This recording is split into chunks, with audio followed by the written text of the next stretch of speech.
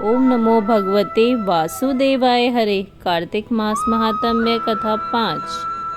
प्रभु मुझे सहारा है तेरा, जग के पालनहार। कार्तिक मास की महात्म की कथा करूं विस्तार। राजा पृथु बोले, हे नारद जी, आपने कार्तिक मास में स्नान का फल कहा है, अब अन्य मासों में विधि पूर्वक स्नान करने की विधि, नियम और अध्यापन की विधि भी बतलाइए। देवर्षि नारद ने कहा, हे राजन, आप भगवान विष्णु के अंश से उत्पन्न हुए हैं, अतः यह बातें आपको ज्ञात ही हैं। फिर भी आपको यथाचित विधान बतलाता हूँ। आश्विन मास में शुक्ल पक्ष की एकादशी से कार्तिक के व्रत करने चाहिए।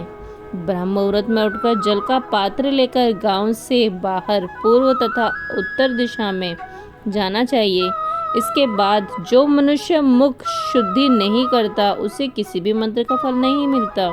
अतः दांत और जीभ को पूर्ण रूप से शुद्ध करना चाहिए और निम्नलिखित मंत्र का उच्चारण करते हुए दातून तोड़नी चाहिए। हे वनस्पते, आप मुझे आयु, कीर्ति, तेज, प्रज्ञा, पशु, संपत्ति, महाज्ञान, बुद्धि और विद्या प्रदान करो। इस प्रकार का उच्चारण करके वृक्ष से बाहर अंगुल की दातून लें। दूध वाले वृक्षों से दातून नहीं लेनी चाहिए। इसी प्रकार कपास, कांटेदार वृक्ष तथा जले हुए वृक्ष से भी दातून लेना मना है, जिससे उत्तम गंध आती हो और जिसकी टहनी कोमल हो, ऐसे ही वृक्ष की दंतावना ग्रहण करनी चाहिए।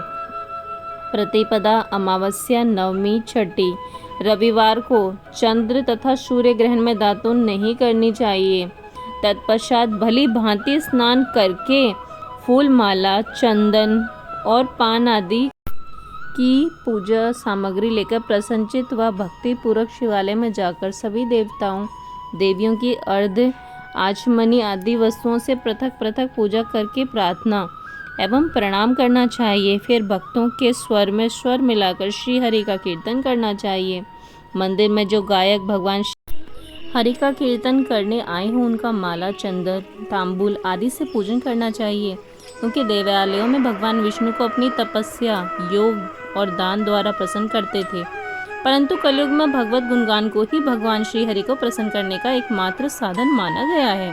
नारद जी राजा पृथु से बोले, हे राजन, एक बार मैंने भगवान से पूछा कि हे प्रभु, आप सबसे अधिक कहाँ निवास करते हैं? इसका उत्तर देते हुए भगवान ने कहा कि हे नारद, मैं वैकुंठ या योगियों के हृदय में ही निवास नहीं करता, अपितु जहाँ मेरे भक्त मेरा कीर्तन करते हैं, मैं वहाँ अवश्य ही निवास करता हूँ। जो मनुष्य चंदन, माला आदि से मेरे भक्तों का पूजन करते हैं, उनसे मेरी ऐसी प्रीति होती है जैसे कि मैंने पूजन से भी नहीं हो सकती। नारद जी ने फिर कहा, शिरीष, धतूरा, गिरजा, चमेली, केसर, कंदार और कटहल के फूल व चावलों से भगवान विष्णु की पूजा नहीं करनी चाहिए। अड़हल, कंद, गिरीश, जूही, मालती और केवड़ा के पुष्पों से भगवान शंकर की पूजा नहीं करनी चाहिए। जिन देवताओं की पूजा में जो फूल निर्दिष्ट है, उन्हीं से उनका पूजन करना चाहिए। पूजन समाप्ति के बाद भगवान से क्षमा प्रार्थना करनी चाहिए। हे सुरेश्वर, हे देव, ना मैं मंत्र जानता हूँ, ना क्रिया, मैं भक्ति भी नहीं जानता, मैं भक्ति से भी हीन हूँ।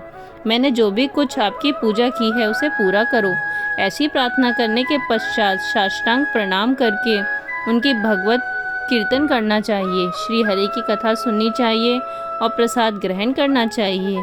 जो मनुष्य उपरोक्त विधि के अनुसार कार्तिक व्रत अनुष्ठान करते हैं, वह जगत के सभी सुखों को भोगते हुए अंत में मुक्ति को प्राप्त होते हैं। इति कार्तिक महात्म्य 5वां अध्याय समाप्त। ओम नमो भगवते वासुदेवाय हरे। राधे राधे। जय श्री कृष्ण।